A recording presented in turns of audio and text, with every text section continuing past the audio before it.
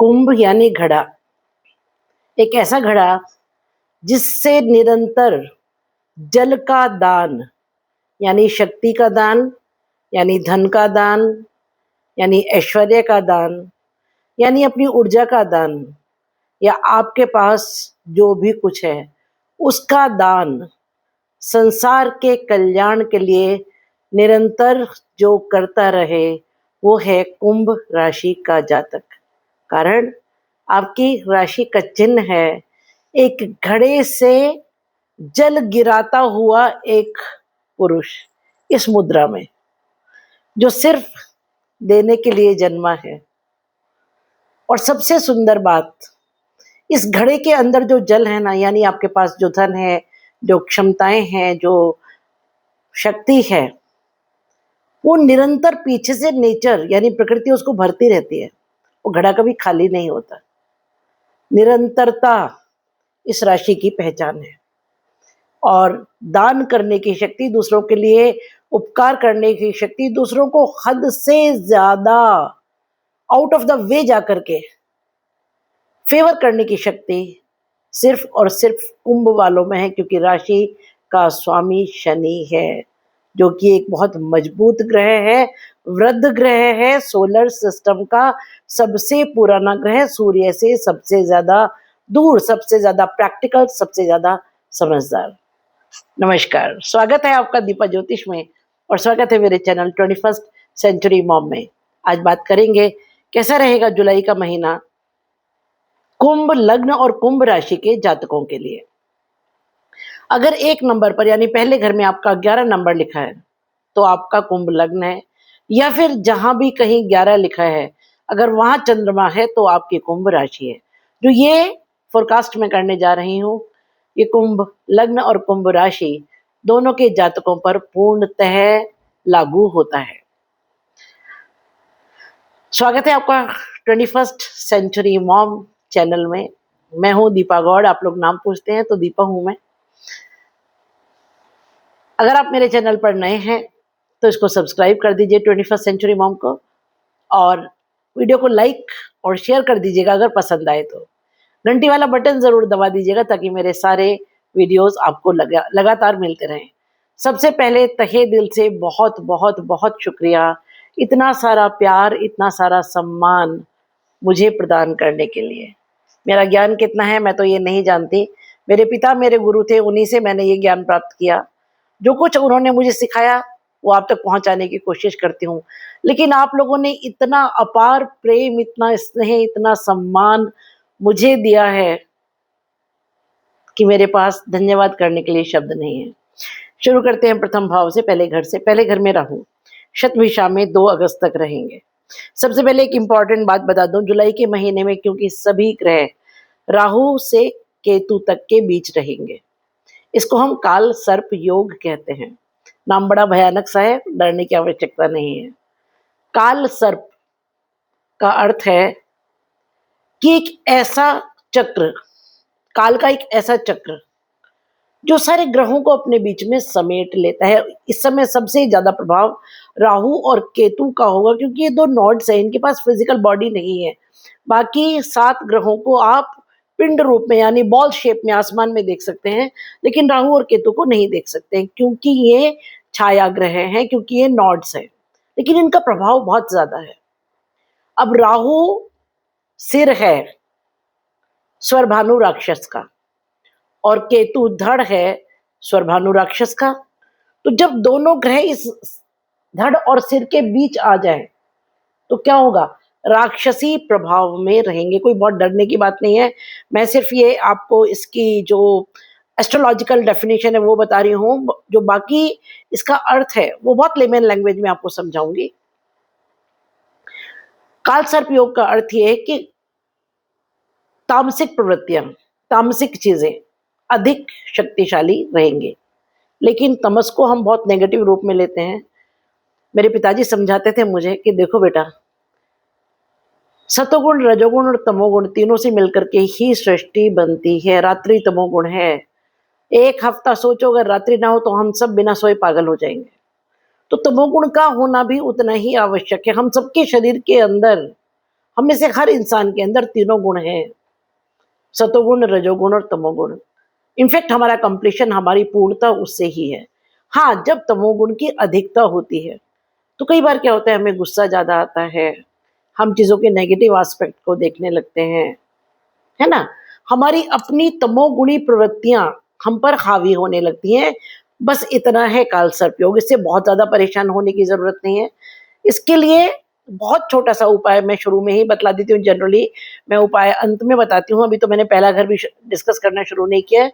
लेकिन क्योंकि ये बात बहुत सारे एस्ट्रोलॉजर्स आपको बताएँगे और ये सच भी है कि हाँ, काल सर्प योग है, तो इसका एक बहुत सिंपल सा एक सॉल्यूशन ये है कि आप घर में कपूर रखिए और चींटियों को प्रतिदिन आटा और चीनी दीजिए। अगर आप इतना कर लेते हैं तो आपने राहु और केतु दोनों का इंतजाम या इलाज कर दिया है। बात करें शुरू घर से, पहले घर से, तो पहले घर में राहु अपनी ही राशि में, कुंभ राशि का स्वामित्व शनि के साथ साथ राहु के पास भी है। तो राहु अपनी ही राशि में और अपने ही नक्षत्र में 2 अगस्त तक हैं शतभिषा में। यहाँ पर केतु की दृष्टि और शुक्र की संजीवनी दृष्टि प्रथम भाव पर रहेगी। राहु कौन है? राहु सर्वभानु राक्षस का सिर, और इस समय तो बहुत बली होंगे। क्यों? क्योंकि बाकी सारे नक्षत्र उनके कब्जे में, उनके क्षेत्र में है, उनके शरीर के 2 हिस्सों के बीच आ रहे हैं, तो उनके प्रभाव में है। तो क्या होगा? इच्छाएं बहुत प्रबल, आपका जो आत्मविश्वास है ना, वो अति आत्मविश्वास हो जाएगा। मैं ये भी कर दूंगा, मैं वो भी कर दूंगा, मेरे सामने दुनिया क्या है, अरे हम तो करके दिखा देंगे। प्लीज बचिएगा इससे, बचिएगा इससे। क्यों? क्योंकि राहु जो है ना, वो क्षणिक अहंकार, क्षणिक अभिमान, राहु वो है जो बुद्धि को भ्रमित करता है। आपके dreams, I am so sorry, I am being honestly blunt, too blunt in fact, मैं बहुत कड़वा बोलती हूँ खासतौर से कुंभ वालों को तो, पर सच बोलती हूँ। क्योंकि देखिए, एस्ट्रोलॉजी का पर्पस ये है कि आप जाने, आप उन चीजों से बच पाए जो हो सकती है। राहु फायदा भी बहुत करेगा, उस पर भी आऊंगे। अभी पहले बताती हूँ कि क्या क्या आपसे गलत करा सकता है। तो अति आत्मविश्वास देगा, ड्रीम्स और एम्बिशंस जो बियॉन्ड प्रैक्टिकलिटी है वो देगा। देखिए, ड्रीम्स देखना बुरी बात नहीं है, एम्बिशियस होना बुरी बात नहीं है, लेकिन जब हम ऐसे ड्रीम्स या ऐसी एम्बिशन रखें जो प्रैक्टिकल नहीं है, जो पूरे नहीं होंगे, तो क्या होगा? फ्रस्ट्रेशन, एंगर होगा। तो आप ड्रीम्स देखिए, आप एम्बिशियस हो जाइए, लेकिन ऐसे ड्रीम्स और ऐसी एम्बिशंस रखिए जो प्रैक्टिकली पूरा होने की संभावना हो। तीसरी बात, क्योंकि राहु प्रथम भाव में, और प्रथम भाव हमारा शरीर है। मुझे किसी ने कहा था कि अरे पिताजी से एस्ट्रोलॉजी सीखिए, किसने सिखाया? शरीर प्रथम भाव है। तो सुनिए, प्रथम भाव लग्न लग्न है, और लग्न कुंडली की जान है। प्रथम भाव आपकी टोटल पर्सनालिटी है, आपका ऑरा है, आपका सोच विचार। और जहां तक शरीर की बात है, तो आपने एस्ट्रोलॉजी, जिसने भी चैलेंज किया था, मैं उसे बता रही हूँ भाई, आपने बहुत सूक्ष्म पढ़ा है। शरीर के बाकी अंगों को 11 जो पार्ट हैं वो डेफिनेटली रिप्रेजेंट करते हैं हमारी कुंडली के, लेकिन पूर्णता जहां से हम शरीर की देखते हैं वो प्रथम भाव ही है, वो प्रथम भाव ही है। मैं हमेशा बोलती हूँ कि सिर के बाल से और पैर के नाखून तक पहला घर प्रथम भाव लग्न है। इसमें हमारा सब कुछ आ जाता है, हमारी आत्मा, हमारा मन, हमारी बुद्धि, हमारा शरीर, हमारे लुक्स, हमारा ऑरा, हमारी पर्सनालिटी, हमारा सोच विचार, हमारे कार्यकलाप, हम कैसे उठते हैं, कैसे बैठते हैं, कैसे चलते हैं, ये तक बता सकता है लग्न आपको। तो लग्न पूर्ण है, पूर्णता है। यहाँ जब राहु होगा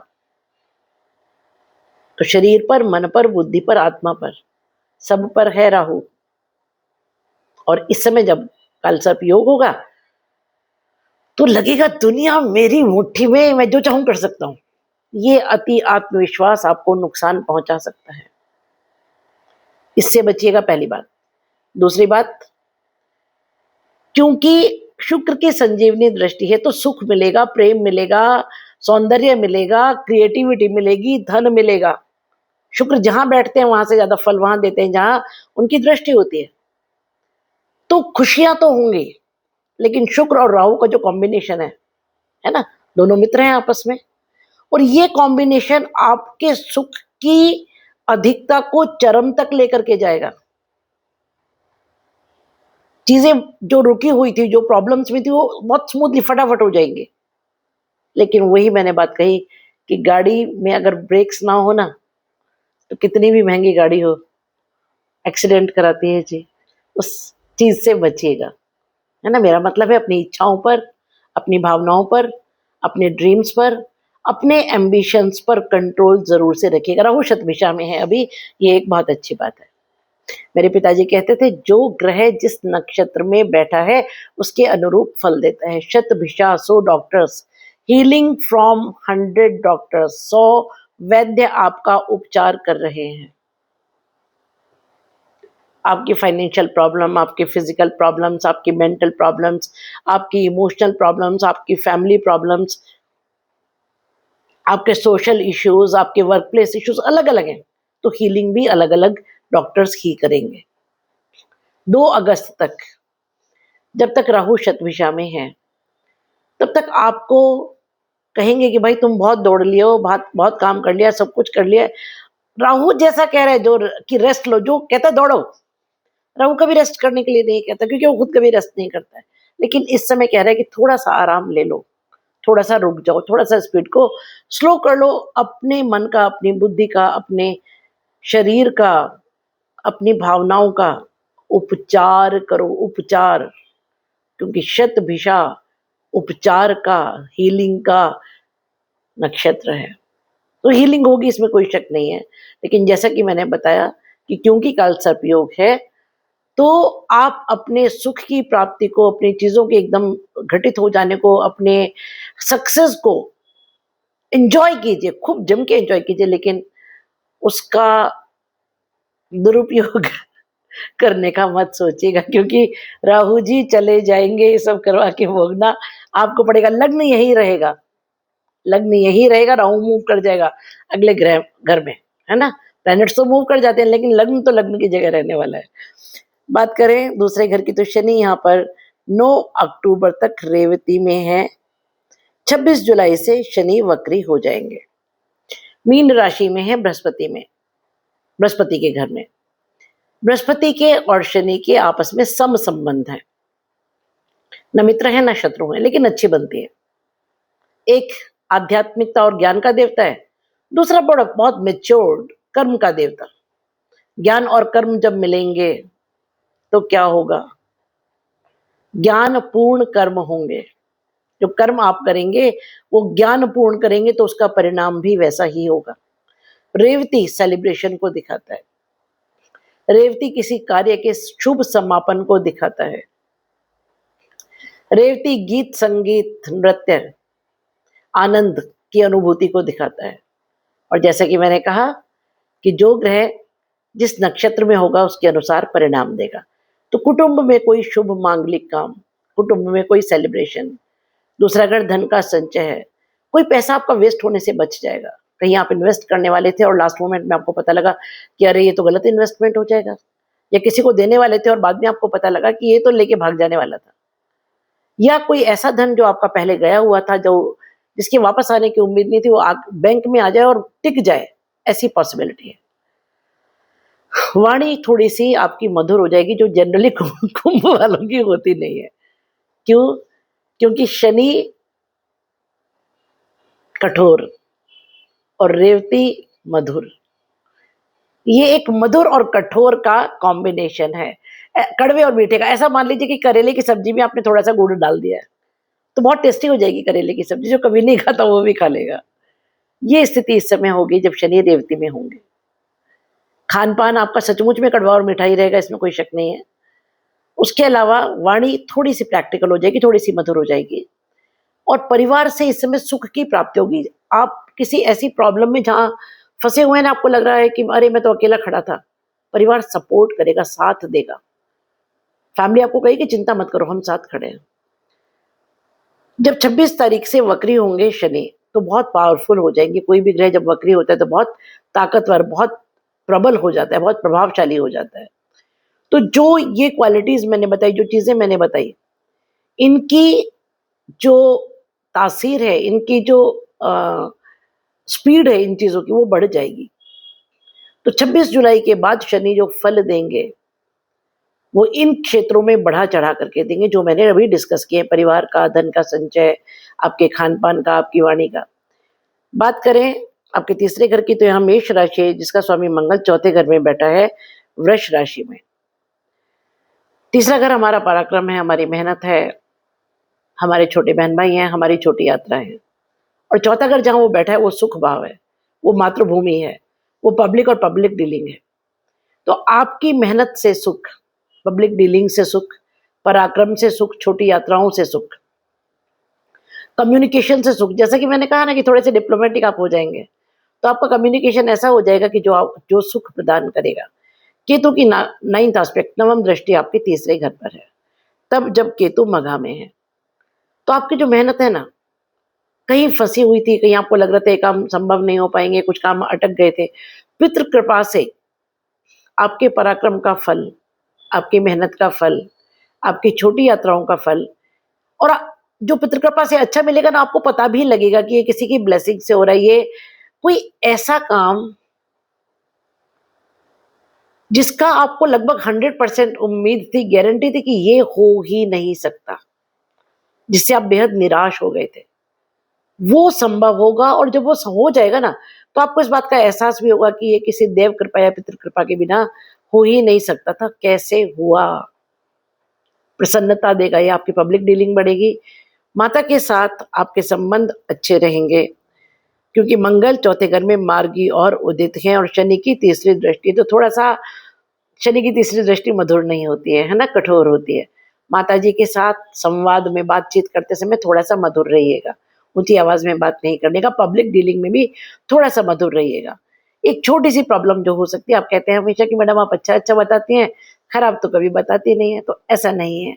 अगर कहीं कुछ प्रिकॉशन लेने की जरूरत है तो मैं 100% बताती हूँ। बस ये चिल्ला चिल्ला कर अब खत्म हो जाएंगे, बर्बाद हो जाएंगे, दुनिया खत्म हो जाएगी, वो नहीं बताती हूँ। वैसा वास्तव में कुछ होता भी नहीं है। थोड़ा सा हाई बीपी का ख्याल रखिएगा, है ना, क्योंकि मंगल तीसरे घर में है। मंगल हमारी धमनियों में बहने वाला रक्त है, मंगल हमारे शरीर की ऊर्जा है, एनर्जी है। चौथा घर चंद्रमा का घर है ना। और चंद्रमा क्या है? फ्लक्चुएशन है। मैं बहुत लेमन लैंग्वेज में आपको एस्ट्रोलॉजी समझा रही हूँ, बहुत लेमन लैंग्वेज में, इससे ज्यादा सरल भाषा में मैं समझा नहीं सकती। मेरे पिताजी जो मेरे गुरु थे ना, वो हमेशा एक बात कहते थे कि जिस दिन तुम ज्योतिष को सरल भाषा में घर घर तक पहुंचा दोगे, उसी दिन तुमको अपनी शिष्या मानूंगा। आज वो तो स्वर्ग में है, मैं कोशिश कर रही हूँ, कितनी सफल हूँ कितनी नहीं वो मैं नहीं जानती, वो तो आप जाने। लेकिन मैं पूरी कोशिश करती हूँ, ना मैं कभी श्लोकों का उच्चारण करती हूँ, ना कभी एस्ट्रोलॉजी के जो वो कठोर क्लिष्ट शब्द हैं उनका प्रयोग करती हूँ। कोशिश करती हूँ, मेरा पर्पज है आपको समझाना। तो मंगल क्योंकि ब्लड है, और चंद्रमा क्योंकि ज्वार भाटा फ्लक्चुएशन है ना, तो ब्लड में ज्वार भाटा, ब्लड में फ्लक्चुएशन। तो जिनका जो बीपी पेशेंट्स है वो थोड़ा सा अपने बीपी का ध्यान रखिए। अगर आपको हल्का फुल्का प्रॉब्लम लगता है तो गो टू योर डॉक्टर, अपने आप डॉक्टर मत बनिए, ठीक है। बात करते हैं पांचवें घर की, तो सूर्य 16 जुलाई तक यहाँ पर है सम राशि में, मिथुन में। बुध यहाँ पर 7 जुलाई से आएंगे वक्री होकर और अस्त रहेंगे। 21 जुलाई से मार्गी और उदित हो जाएंगे, अपनी ही राशि में है बुध। शुरू में वो छठे घर में रहेंगे, 1 तारीख से 7 तारीख तक, वक्री यानी उल्टे चलेंगे, तो छठे से पांचवें घर में आ जाएंगे। सूर्य और बुध बुधादित्य और योग यहाँ बनाएंगे। बुध अपनी ही राशि में है तो प्रबल है, लेकिन अस्त होंगे, है ना, 7 जुलाई से 21 जुलाई तक। तो पहले तो मैं आपको समझा दूं अस्त ग्रह क्या होता है।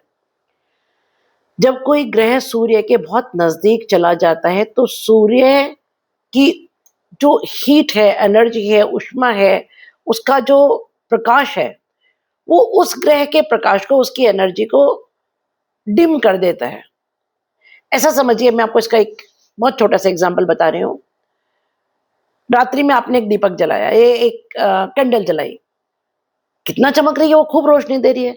उसी कैंडल को, उसी दीपक को सूर्य की रोशनी में रखिए, वो कैंडल का प्रकाश तो उतना ही है, वो दीपक का प्रकाश तो उतना ही है, लेकिन सूर्य की रोशनी में वो कितना डिम दिखता है। एग्जैक्टली यही है अस्त ग्रह। तो क्योंकि जो ग्रह सूर्य के करीब जाता है वो अस्त हो जाता है। अस्त ग्रहों के बारे में एक बहुत बड़ी गलतफहमी ज्योतिषियों में है, और वो ये है कि अस्त ग्रह अपनी एनर्जी को पूरी तरह लूज कर देते। जी नहीं, बिल्कुल नहीं ऐसा। पाराशर ऋषि ऐसा कहते हैं कि जब कोई ग्रह सूर्य के बहुत करीब चला जाता है तो सूर्य उसको अपने हृदय में धारण कर लेते हैं, हृदयस्थ हो जाता है वो ग्रह सूर्य के। सूर्य राजा है, राजा जिसको हृदय में बैठा बैठा ले। फिर से लेमन लैंग्वेज में समझा रही हूँ, टेक्निकल टर्म्स में नहीं जा रही हूं मैं। राजा जिसको हृदय में बैठा ले और उसकी एनर्जी को खुद रिलीज करे, कितना पावरफुल होगा वो। तो डेफिनेटली वो अपनी सेल्फ की आइडेंटिटी तो लूज करेगा, इसमें कोई शक नहीं है।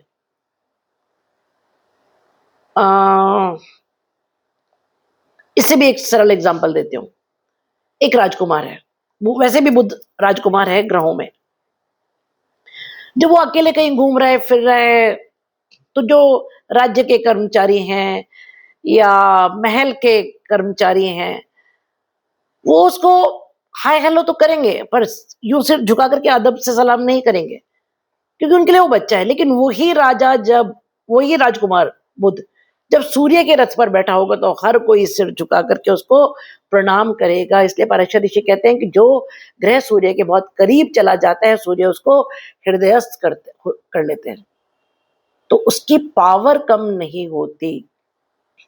जब बुध अस्त होंगे, यहाँ पे सूर्य और बुध मिलकर के बुधादित्य राजयोग बनाएंगे, सिर्फ इतना होगा कि बुध की जो एक इंडिविजुअल आइडेंटिटी है वो जरूर कम हो जाएगी, वो जरूर खत्म होगी, उसमें कोई शक नहीं है।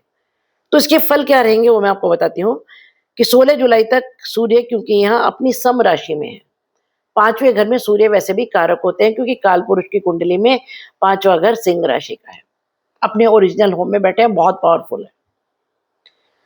बुध अस्त अगर हैं तो बुध के हिस्से की जिम्मेदारियां, बुध के हिस्से का काम, क्योंकि बुध भी तो अपनी राशि में बैठे हुए हैं, उनको राजा करेगा। राजकुमार के कार्य राजा की बुद्धि से क्रियान्वित होंगे, राजा अपनी बुद्धि से राजकुमार के हिस्से के काम करेगा। 5वां घर विद्या, बुद्धि, संतान, हमारे प्रेम प्रसंग और हमारा पूर्व जन्म। ये एक ऐसा समय है जब संतान आपका यश, पद, मान, प्रतिष्ठा बनाएगी। प्रेम प्रसंगों में कठोर निर्णय, राजा कठोर निर्णय लेगा, आर्यपार। ज्ञान की जबरदस्त वृद्धि होगी, जो स्टूडेंट्स हैं उनके लिए बहुत अच्छा समय है, लेकिन थोड़ा सा वो डाउटफुल रहेंगे अपने डिसीजन मेकिंग को लेकर के, क्योंकि बुध अस्त है सूर्य के साथ, किसी बड़े की सलाह लेंगे, जो कि एक बहुत अच्छी बात है। देखिए, आप अगर 20 साल के हैं, अगर आप किसी 60 साल के इंसान से सलाह लेकर के काम करते हो, तो definitely you will be benefited by his knowledge, by his experience. गलत क्या है इसमें? तो आप अपने से बड़ों की सलाह लेंगे, बच्चे आपकी सलाह लेंगे, जो स्टूडेंट्स हैं वो अपने से बड़ों की सलाह लेकर के काम करेंगे, और पूर्व जन्म के पुण्यों का उदय होगा। सूर्य आत्मा का कारक है, बुध बुद्धि का कारक है। जब आत्मा और बुद्धि दोनों 5वें घर में पंचम भाव, जो कि पूर्व जन्म का घर है, वहां होगी, तो एक तारतम्य बनेगा, एक कोऑर्डिनेशन बनेगा, एक सिम्फनी बनेगी। और इससे सरल भाषा में क्या कहूं, एक लय बनेगी, एक लय बनेगी चीजों में, आत्मा में और बुद्धि में। तो जो आत्मा का डिसीजन होगा वही बुद्धि का होगा, ये एक बहुत अच्छी बात होगी। आपको बहुत ज्यादा सोचने समझने की जरूरत नहीं पड़ेगी। संतान को लेकर के कुछ निर्णय लेने हैं, प्रेम प्रसंगों से रिलेटेड कोई निर्णय लेने हैं, विद्या बुद्धि एजुकेशन से रिलेटेड कोई निर्णय लेने। और सबसे सुंदर बात, 5वां घर हमारा जीवन का पूर्ण उत्थान को दिखाता है, टोटल अपलिफ्टमेंट। हम जिंदगी कहाँ से शुरू करेंगे और कहाँ तक लेके जाएंगे, ये 5वां घर दिखाता है। जब राजा और राजकुमार दोनों इस घर में होंगे, और राजकुमार के अधिकार राजा को ट्रांसफर्ड है ऑलरेडी इस समय, तो कुछ बहुत बड़े ऐसे डिसीजंस, माइंड इट, ध्यान रखिएगा मैं जो शब्द कहने जा रही हूं, कुछ बहुत बड़े ऐसे डिसीजंस जो पूरे जीवन के आगे आने वाले भविष्य की नींव रखेंगे, वो इस समय आप लेंगे किसी बड़े की सलाह से या आत्मा की आवाज पर, क्योंकि सूर्य आत्मा है। बुद्धि इस समय आत्मा के कंट्रोल में होगी, और आत्मा लाखों जन्मों से गुजर चुकी है, उसके पास बहुत सारा ज्ञान और बहुत सारा अनुभव है, आप माने या नहीं माने। इसीलिए कहते हैं ना कि जब फंस जाओ तो आत्मा की आवाज सुनो, क्यों सुनो? क्योंकि आत्मा के पास बहुत एक्सपीरियंस है, बहुत नॉलेज है, लाखों जन्मों से होकर के गुजरी है आत्मा, और इन लाखों जन्मों की मेमोरी आत्मा यानी इस मिनी माइक्रो एटम में सेव्ड है। This is what astrology is about. Rahu की यहां पर 5वीं दृष्टि है, तो कुछ घटनाएं अचानक आपके जीवन में होंगी। 21 जुलाई से जब बुध मार्गी और उदित हो जाएंगे, तो राजकुमार अपने डिसीजंस खुद लेना शुरू कर देगा। पिताजी को कहेगा बैठ जाइए, अब मैं बड़ा हो गया हूँ बच्चा, अब मुझे अपने काम करने दीजिए। फिर बुद्धि अपने हिसाब से चलेगी, फिर आत्मा के हिसाब से नहीं चलेगी। यानी कि आप अपने निर्णय फिर अपनी बुद्धि के हिसाब से लेंगे, जो कि ठीक है, कुछ गलत नहीं है इसमें। बात करें छठे घर की, तो यहाँ पर सूर्य 16 जुलाई से होंगे, बुध 1 से 7 तारीख तक यहाँ होंगे, शुक्र 4 तारीख तक होंगे, बृहस्पति यहाँ पूरा महीना मार्गी उदित और उच्च होंगे। एक एक ग्रह को डिस्कस करती हूँ। पहले शुरू का डिस्कस करती हूँ 1 तारीख से 7 तारीख तक, जब यहाँ शुक्र, बृहस्पति और बुध हैं, तब का डिस्कशन करती हूँ। ये कर्क राशि का घर है, चंद्रमा का घर है, छठा घर, ये रोग, ऋण और शत्रु है। 2 गुरु यहाँ पर एक साथ, शुक्र और बृहस्पति साथ में, बुध के लिए ये नेचुरल होम है। छठा घर कालपुरुष की कुंडली में कन्या राशि का घर है, तो बुध स्वग्रही एक तरह से, है ना। तो क्या होगा, इन तीनों का जो कॉम्बिनेशन होगा ना, छठा घर रोग, ऋण, शत्रु के अलावा हमारा सर्विस भी है, सेवा को दिखाता है। तो कोई बहुत गहन मंत्रणा, मन के अंदर मंथन, बहुत जबरदस्त मंथन चल रहा है आपके मन में इस समय, बहुत जबरदस्त। मैंने कहा ना, कोई बिग डिसीजन मेकिंग होने वाली है, बिग डिसीजन मेकिंग। आप हर एस्पेक्ट के ऊपर सोच रहे हैं, आप रोग के बारे में सोच रहे हैं, आप ऋण के बारे में सोच रहे हैं, आप शत्रु के बारे में सोच रहे हैं, और सोच कौन रहे हैं? 2 गुरु और 1 बुद्धि का देवता, बृहस्पति, शुक्र और बुध। तो जो डिसीजन मेकिंग होगी ना इस समय, शत्रुओं का नाश होगा, रोग का नाश होगा, ऋण का नाश होगा, और जो डिसीजन मेकिंग इस समय होगी वो बड़ी वाइज, बड़ी बुद्धि से पूर्ण, चातुर्य से पूर्ण, ज्ञान से परिपूर्ण और दूरदृष्टिता से परिपूर्ण होगी। ये एक बहुत अच्छी बात है। बात करें बृहस्पति की, तो बृहस्पति मार्गी हैं, उदित हैं और उच्च के हैं। 15 जुलाई से बृहस्पति अस्त हो जाएंगे और 16 जुलाई से सूर्य यहां आ जाएंगे। तो अब हम 15 के बाद की बात करते हैं।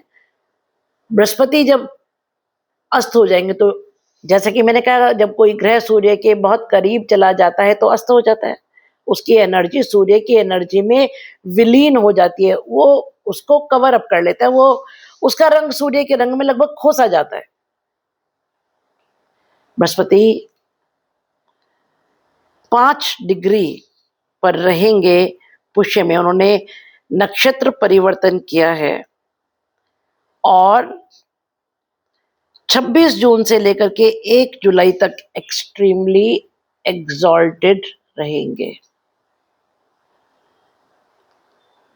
यानी कि जो ये जून का अंत और जुलाई की शुरुआत, इस समय में कुछ बहुत बहुत बहुत इंपॉर्टेंट काम आपके हो जाएंगे, बहुत इंपॉर्टेंट काम होंगे। बात करें 15 जुलाई से और महा अंत तक की, तो बृहस्पति और सूर्य दोनों यहाँ छठे घर में रहेंगे। सूर्य का प्रभुत्व रहेगा, क्योंकि बृहस्पति सूर्य से अस्त रहेंगे। अगर मैं ऐसा कहूँ, बृहस्पति की ताकत, बृहस्पति के राइट्स, बृहस्पति के अधिकार, बृहस्पति का जो कुछ भी पावर्स है, वो सूर्य के हाथ में काफी हद तक चले जाएंगे। यानी कि राजगुरु की सत्ता, राजगुरु की ताकत, राजगुरु के डिसीजन मेकिंग को राजा अपने हाथ में ले लेगा। राजगुरु की जरूरत इसलिए पड़ती है क्योंकि राजा जानता है कहीं कहीं उसकी सलाह चाहिए, कुछ ऐसी चीजें जहां वो एडवाइस देगा। अभी राजा कहता है नहीं भाई, तुम्हारी सलाह की जरूरत नहीं है, तुम्हारे हिस्से का जो डिपार्टमेंट है वो मेरे पास आ गया। बृहस्पति प्रेम है, बृहस्पति वैवाहिक जीवन है ना, विवाह से हम कन्याओं के केस में बृहस्पति पति के लिए देखते हैं, संतान के लिए देखते हैं। बृहस्पति ज्ञान है, बृहस्पति जीवन का पूर्ण उत्थान है। तो इस समय पिता का प्रभुत्व, सूर्य पिता है, बॉस का प्रभुत्व, बॉस है सूर्य, राज्य, राजा, प्रशासन, राज्याधिकार, गवर्नमेंट, गवर्नमेंट इंटरफेरेंस, ये रहेगा आपके जीवन में। सूर्य इस घर में प्रबल शत्रु हंता होता है। बृहस्पति एक बार को दया कर देते, सूर्य नहीं करता। सूर्य बहुत क्रूरता के साथ चुन चुन के मारता है, क्योंकि वो तो राजा है, वो मारेगा नहीं तो खुद नहीं जी सकता है ना। एक राजा जब युद्ध पर होता है तो क्या होगा, या तो मार जाओ, मार दो या मर जाओ। मर गया तो राजा खत्म, तो क्या करेगा, मारेगा। शत्रुओं का चुन चुन कर नाश, रोग का चुन चुन कर नाश, ऋण का चुन चुन कर नाश। आध्यात्मिकता जो बृहस्पति की है, उसे बंडल बना करके एक तरफ रख देगा सूर्य उतने दिन के लिए, जब तक अस्त होंगे बृहस्पति। जब बृहस्पति उदित हो जाएंगे तब वो राजगुरु की इंडिपेंडेंट डिसीजन मेकिंग चलेगी। पुष्य नक्षत्र में बृहस्पति का आना, oh my God, it's a beautiful beautiful beautiful thing. देखिए, पुष्य नक्षत्र का जो गवर्नेंस है, उसके जो स्वामी है वो शनि है। शनि कर्म फलदाता है। और पुष्य नक्षत्र क्या दिखाता है कि जो आपने बीज बोया था ना, वो फूल में परिणित हुआ, फूल बन गया वो। और फूल के बाद क्या आता है, फल। ये एक फल की प्राप्ति को दिखाता है, मतलब जो कर्म आप बहुत लंबे समय से कर रहे थे, अब उसके फल की प्राप्ति का समय आ गया। इसीलिए पुष्य नक्षत्र में सोना खरीदते हैं, पुष्य नक्षत्र में शुभ काम करते हैं, पुष्य नक्षत्र में ऐसे काम करते हैं जो ये एक लॉन्ग लास्टिंग इम्पैक्ट को दिखाता है। ऐसा कहते हैं कि जो काम हम पुष्य नक्षत्र में करते हैं वो अमर हो जाता है, वो हमेशा के लिए हो जाता है, वो अजर अमर है। तो एक ऐसे फल की प्राप्ति जो अजर अमर होगा, इस समय आपको होगी। जो आप किसी जॉब में हैं, आप किसी बिजनेस में हैं, आप कोई प्रोजेक्ट में काम कर रहे थे, आप किसी काम को किसी कर्म फल की प्राप्ति के लिए बहुत लंबे समय से लगे हुए थे, नहीं हो रहा था, नहीं हो रहा था, नहीं हो रहा था, अब उस कर्म के फल की प्राप्ति होगी और बहुत शुभ होगी, क्योंकि पुष्य एक शुभ नक्षत्र है, बृहस्पति एक शुभ ग्रह हैं और 5 डिग्री पर एक्सट्रीमली एग्जॉल्टेड होंगे पुष्य में। हालांकि पुष्य में तो काफी लंबे समय तक रहेंगे अभी, लेकिन विशेष रूप से 26 जून से 1 जुलाई का जो समय है वो एक्सट्रीमली एग्जॉल्टेड होंगे। जब तक बृहस्पति पुष्य नक्षत्र में रहेंगे तब तक का समय ऐसा है जब बृहस्पति अपने श्रेष्ठ फल देंगे।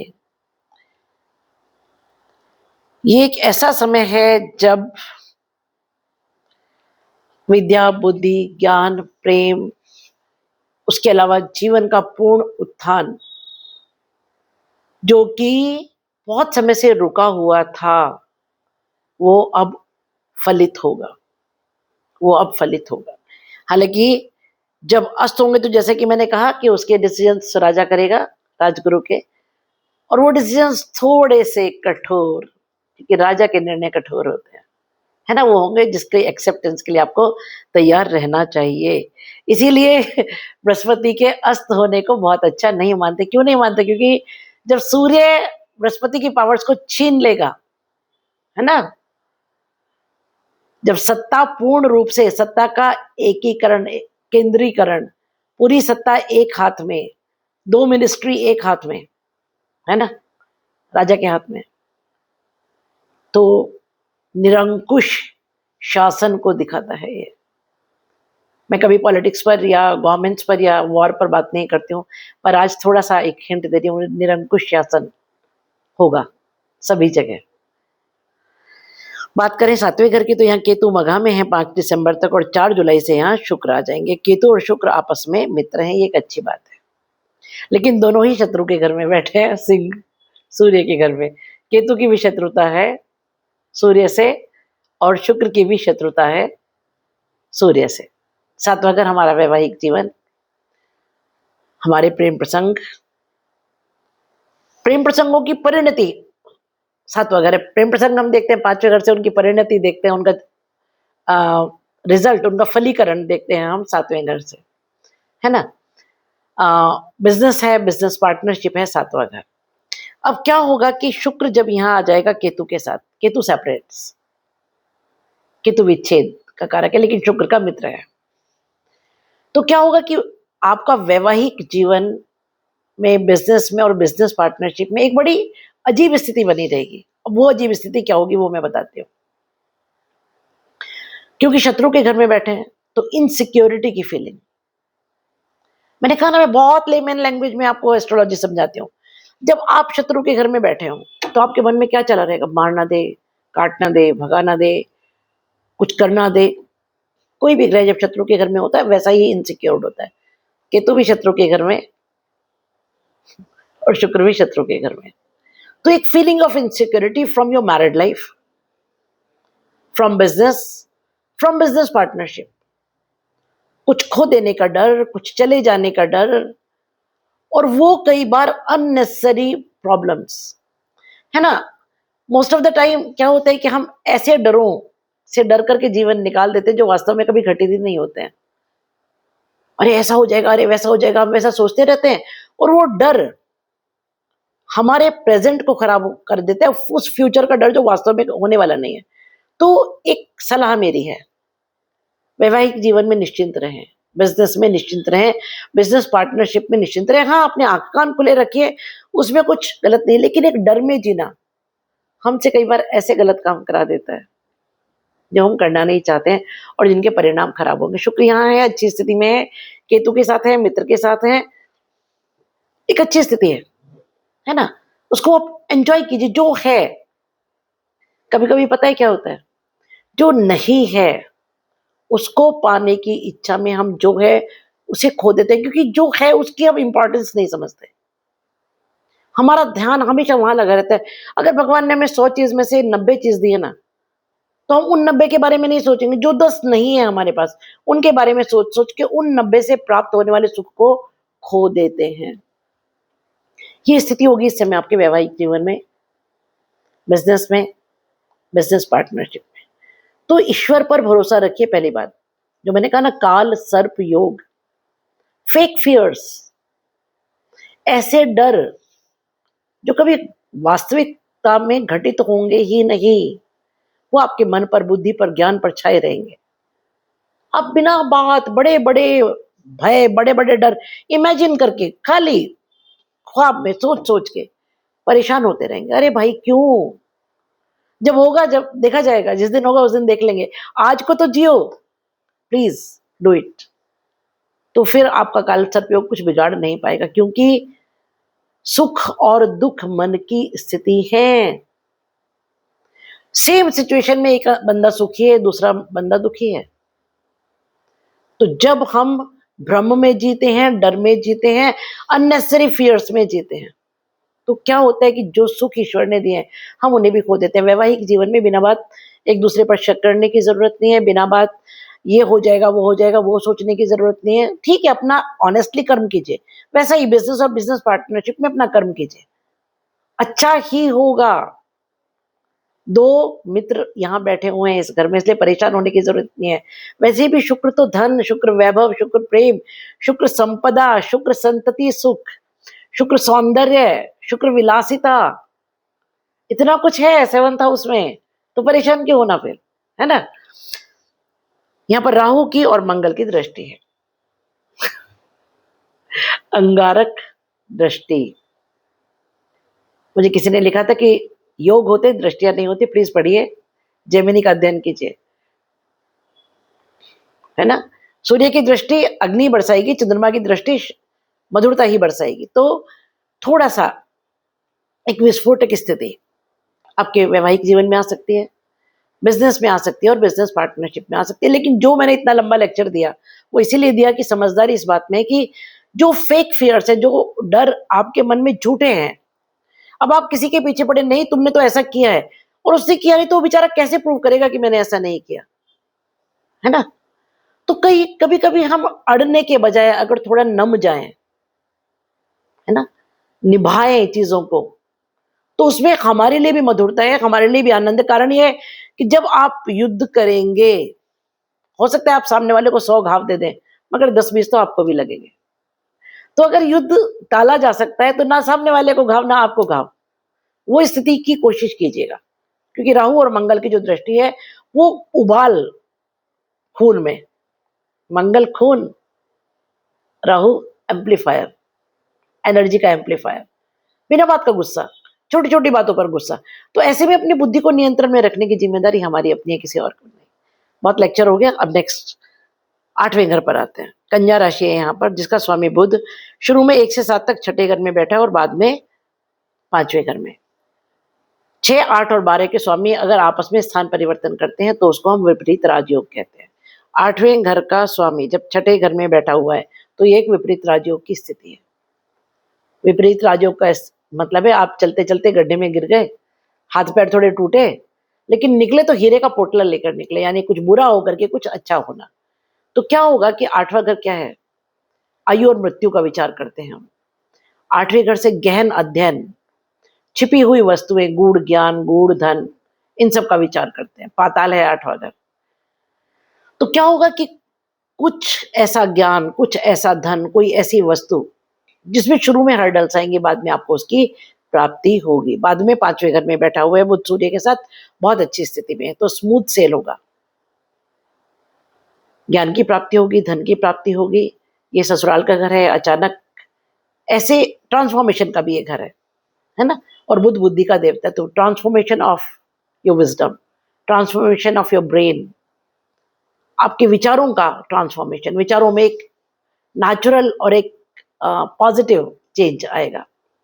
बात करें नवम भाव की, तो यहाँ तुला राशि जिसका स्वामी शुक्र शुरू में 4 तारीख तक आपके छठे घर में और बाद में 7वें घर में आ जाएगा। 7वें घर में नेचुरल ओनर है शुक्र इस घर का, क्योंकि तुला राशि आती है तो अपने नेचुरल होम में। भाग्य लाइफ पार्टनर से ही खुलेगा जिससे आप लड़ने जा रहे हैं तो लड़िए मत। भाग्य बिजनेस पार्टनर से ही खुलेगा जिससे आप लड़ने जा रहे हैं। क्यों? क्योंकि भाग्य का स्वामी, 9वें घर का स्वामी कहाँ बैठा है? 7वें घर में बैठा है। 7वां घर आपका लाइफ पार्टनर है, बिजनेस पार्टनर है और बिजनेस है, केतु के साथ है।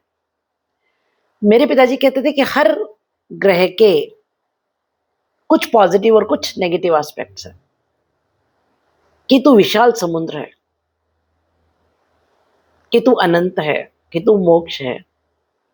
मोक्ष तो अनंत है ना, उस डेफिनेशन को आप समझिए। जब शुक्र उसके साथ होगा तो केतु जिस ग्रह के साथ बैठता है उसके जैसा बिहेव करता है। क्रिस्टल है, आपके घर में एक क्रिस्टल बॉल में पहले एक ग्रीन कलर का पानी भरिए, फिर रेड का भरिए, फिर ब्लू भरिए, फिर ऑरेंज भरिए, क्रिस्टल उसी कलर को दिखाएगा। बिल्कुल वो केतु है। शुक्र के साथ होगा तो शुक्र जैसा हो जाएगा, तो वैवाहिक जीवन में सुख देगा, बिजनेस में सुख देगा, बिजनेस पार्टनरशिप में सुख देगा, और भाग्योदय भी यहीं से होगा। इसीलिए मैंने इतना लंबा लेक्चर 7वां घर के बारे में दिया है कि अपने लाइफ पार्टनर के साथ और बिजनेस पार्टनर के साथ किसी भी प्रकार की तकरार को, मन मुटाव को अवॉइड कीजिएगा। देखिए, गुस्सा सिर्फ 2 मिनट का होता है। अगर वो 2 मिनट हमने अपने आप को कंट्रोल कर लिया ना, तो आगे का जो 1 घंटा है जिसमें हम युद्ध करके अपना खून भी और सामने वाले का खून भी उबालने वाले हैं, हम उस स्थिति से बच सकते हैं। राहु की 9वीं दृष्टि है यहाँ पर, और राहु जब शतभिषा में, तो ये एक बहुत सुंदर स्थिति है। शुक्र के घर पर राहु की दृष्टि, और राहु और शुक्र आपस में मित्र है। मित्र की दृष्टि ऐसे समय में जब वो खुद भाग्य का स्वामी होकर के 7वें घर में बैठा है, तो भाग्योदय अचानक होगा इस समय, और आपका लाइफ पार्टनर ही आपके भाग्योदय का कारण बनेगा, आपका बिजनेस पार्टनर ही अपने आपके भाग्योदय का कारण बनेगा। तो लड़ लेंगे तो फिर किस मुंह से हेल्प मांगने जाएंगे? तो युद्ध को टालना ही समझदारी होगा। बात करें दशम भाव की, तो यहाँ पर वृश्चिक राशि है और मंगल चौथे घर में बैठ के पूर्ण दृष्टि से अपने घर को देख रहा है। It's a beautiful situation. Mangal उच्च का होता है 10वें घर में, है ना, मकर राशि में।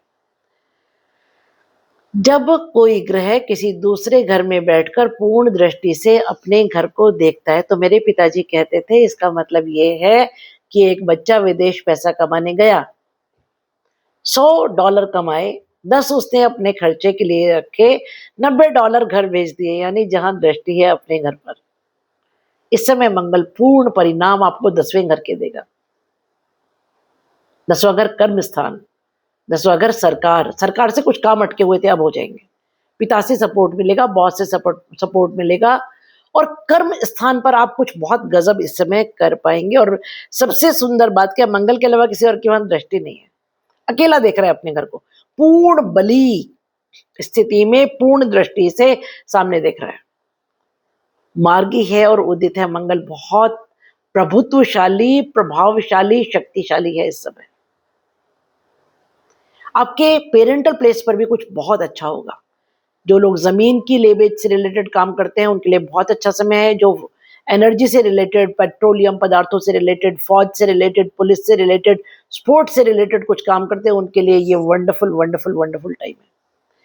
बात करें 11वें घर की, तो यहाँ पर धनु राशि है जिसका स्वामी बृहस्पति मार्गी उदित और उच्च है। 15 जुलाई से अस्त हो जाएगा, उसके परिणाम में बतला चुकी हूँ। 11वां भाव लाभ और इच्छा पूर्ति है। अब 11वें घर पर दृष्टियां बहुत है। पिताजी कहते थे कि कोई ग्रह जहां बैठता है वहां से 100 गुना परिणाम वहां देता है जहां उसकी दृष्टि होती है।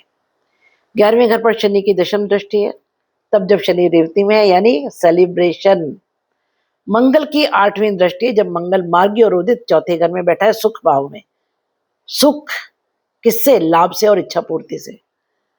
सूर्य की दृष्टि है यहाँ पर, जब सूर्य अपने ही घर में बैठा हुआ है, सॉरी सम मिथुन के घर में बैठा हुआ है, लेकिन नेचुरल होम तो अपना है, 5वां घर है ना।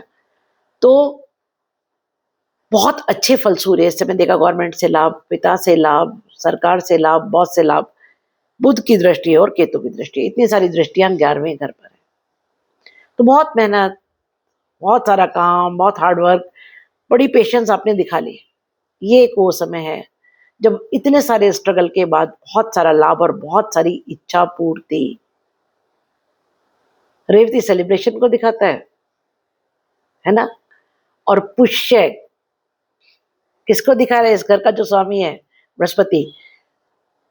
जो हम पेड़ लगाते हैं उससे जब फल मिलता है वो पुष्य है, ऐसा समझ लीजिए। आपने 15 साल पहले एक पेड़ लगाया आम का, आज उस पर से पका हुआ पीला आम, डाल का पका हुआ आप उतार के खा रहे, वो है पुष्य नक्षत्र। फल की प्राप्ति को दिखाता है। तो 11वें घर का स्वामी फल की प्राप्ति को दिखा रहा है। और ये सब दृष्टियां बता रही हैं कि विशेष लाभ और विशेष इच्छा पूर्ति जुलाई के महीने में होकर के ही रहेगी। बात करें 12वें घर की, तो यहाँ के स्वामी शनि हैं जो कि दूसरे घर में बैठे हुए हैं। यहाँ पर सूर्य की दृष्टि है, बुध की दृष्टि है और बृहस्पति की दृष्टि है और 4 तारीख तक शुक्र की दृष्टि है।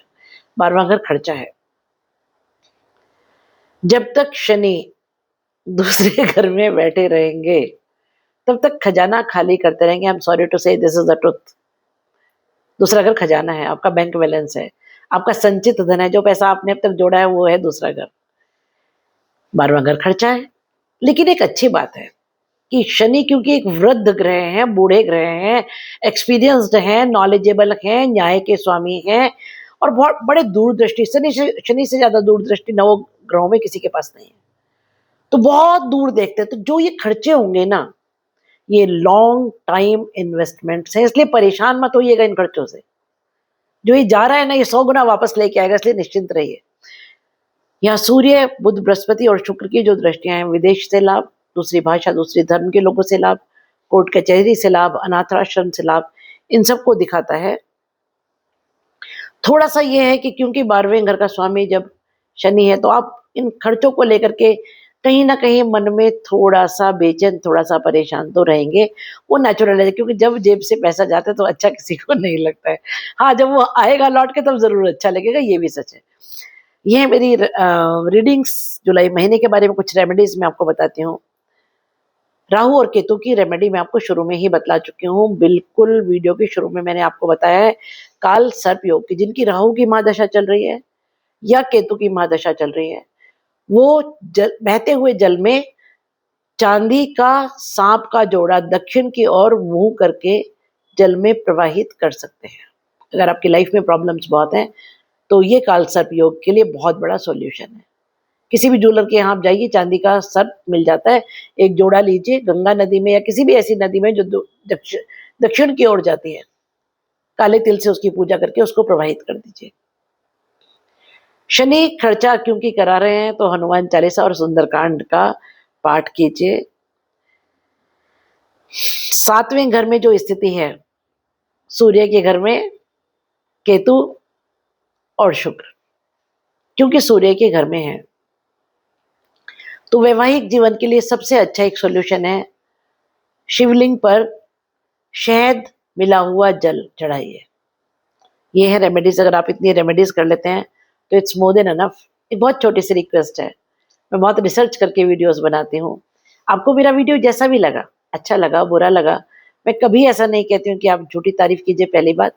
दूसरी बात, मैं ऐसा कभी नहीं कहती हूँ कि मैं पूर्ण ज्ञाता हूँ। हालांकि मैंने बचपन से एस्ट्रोलॉजी सीखा। जब तक मैं 10 साल की थी तब तक तो मेरे पिता ने मुझको पाराशर कंठस्थ करा दिया था। लेकिन मेरे पिता एक बात कहते थे कि ज्योतिष एक विशाल समुद्र है, इसको पूरी तरह जानने के लिए तो 100 जन्म भी कम है, एक जन्म की तो बात ही क्या है। तो मैं पूर्ण ज्ञाता तो नहीं हूँ। जो अल्प ज्ञान मुझे है मेरे पिता ने सिखाया, मैंने सीखा। उन्होंने मुझे सभी ज्योतिषीय ग्रंथों का ज्ञान दिया, पढ़ाए मुझे। उसके अलावा उनके अपने जीवन की जो प्रैक्टिकल रिसर्च थी वो भी मुझे दी। उस सब के हिसाब से जो जितना ज्ञान मुझे है वो कैलकुलेशंस करके मैं आप तक पहुंचाने की कोशिश करती हूँ। अब इसमें से कितना सही कितना गलत है, कैलकुलेशंस आप पर कितनी खरी उतरती हैं कितनी नहीं उतरती, वो तो मैं नहीं जानती, ये तो आप जाने। तो जो भी है लिखिए ज़रूर, एक कमेंट छोटा-सा ज़रूर कीजिए। I will be highly thankful if you do that. Video को लाइक, शेयर और सब्सक्राइब कीजिए, उससे हमारा मनोबल बढ़ता है। मिलते हैं एक ऐसे ही वीडियो के लिए बहुत जल्दी, तब तक स्टे हैप्पी, स्टे ब्लेस्ड, प्रसन्न रहिए, मस्त रहिए, खुश रहिए।